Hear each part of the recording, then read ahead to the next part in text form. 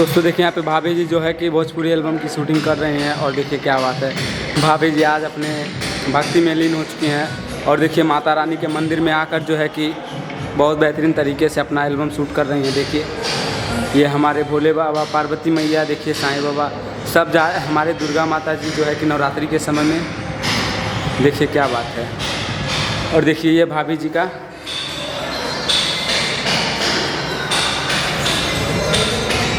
और देखिए सेटअप का तैयारी भी हो रहा है इधर। और देखिए हमारे सभी दर्शक यानी कि सभी भैया लोग इधर ही बैठे हैं। देखिए सेटअप का तैयारी क्या बात है, बहुत ज़ोर शोर से चल रही है भाई साहब। और देखिए हमारे सर जो हैं कि यहाँ पे बैठे हैं। हेलो सर, आज आपसे मिलकर बहुत खुशी हो रही है।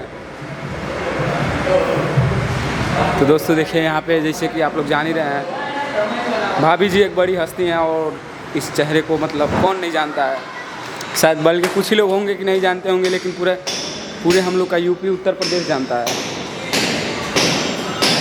देखिए